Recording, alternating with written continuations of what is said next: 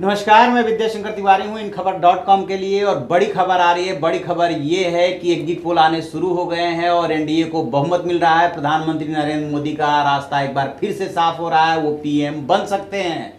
क्या है बड़ी खबर? इंडिया न्यूज पोल स्टेट का जो एग्जिट पोल है उसके मुताबिक एनडीए को 298 सीटें, लगभग 300 के आसपास सीटें मिल रही है। और किसको कितनी सीटें मिल रही है, इस पे बातचीत के लिए हमारे साथ हैं हमारे सहयोगी विष्णु शर्मा। वो बताएंगे कि किसको कितनी सीटें मिल रही है और क्या तस्वीर बन रही है। दरअसल जो इस एग्जिट पोल में निकल के आया है कि जो 298 का फिगर है उसमें से 250 अकेले बीजेपी जीत रही है। तो ऐसे में लोगों को लगेगा कि बाकी एनडीए के अलावा जो यूपीए का जो जानना चाहेंगे, मैं उनको बताऊं कि टोटल जो उनकी सीटें निकल के आ रही हैं वो 118 आ रही हैं और जिनमें से 76 कांग्रेस जीत रही है, यानी 44 का फिगर था और उसमें से बढ़ की सीटें 76 आ रही हैं।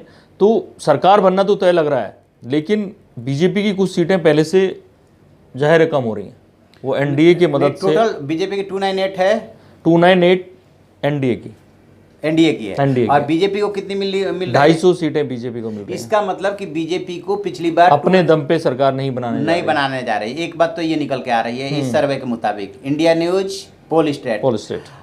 दूसरी बात यह है कि बीजेपी को पिछले यानी कि 2014 में कुल सीटें मिली थी 282, जो कि बाद में उपचुनाव में हारते हुए घट करके 272 के आसपास आ गई थी। और 272 पे ही 543 में बहुमत बनता है। तो एक बात तो क्लियर है कि बीजेपी को इस एग्जिट पोल के मुताबिक बहुमत मिलता हुआ अपने दम पे नहीं दिख रहा है। और दूसरी दिलचस्प बात यह है कि जो उनका बिगेस्ट जो उनका पार्टनर है वो इस बार जेडीयू होने जा रहा है।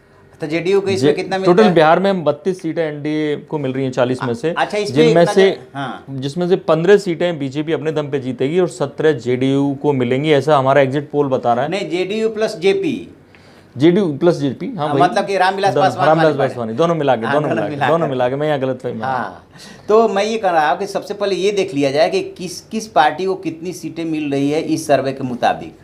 देखिए, मैं पहले जेडीयू के पार्टनर्स को बता दूं। हाँ, पहले एनडीए का क्लियर कर दीजिए। तो अलग अलग हमारे पास इस सर्वे में नहीं आया है कि कौन जेडीयू और जेपी में कितनी कितनी मिलेंगी, लेकिन जो उनकी रामविलास पासवान की और नीतीश कुमार की दोनों की पार्टी मिला के 17 जीतने जा रही हैं। तो बिगेस्ट है अगर दोनों को मिला के बनते हैं तो शिवसेना को 13 सीटें मिल रही हैं।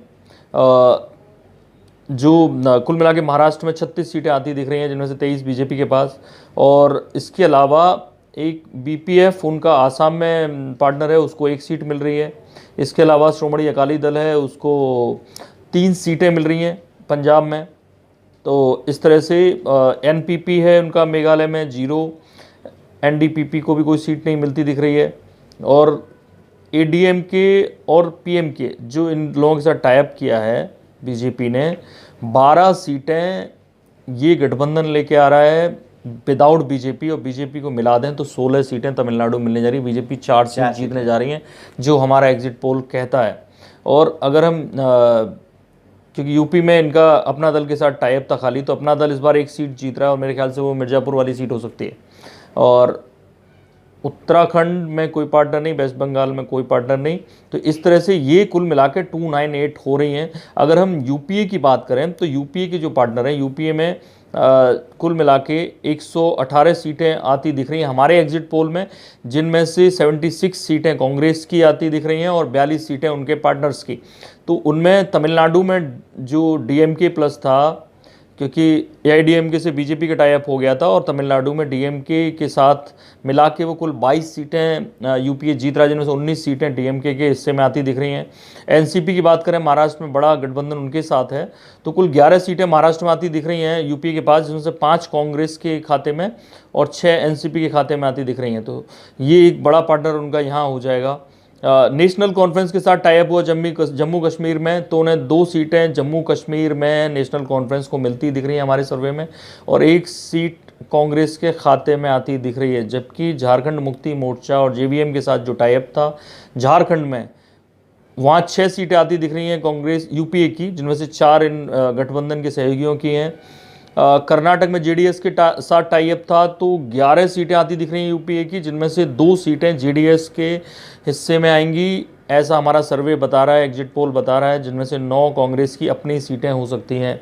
यूडीएफ के साथ जो केरल में टाई अप हुआ है, वहाँ कांग्रेस का गठबंधन यूपीए 13 और 3 यानी 16 सीटें लेके आ रहा है, जिनमें 3 यूडीएफ की होंगी और 13 कांग्रेस की होंगी। आरजेडी बिहार पे सबकी नज़र है।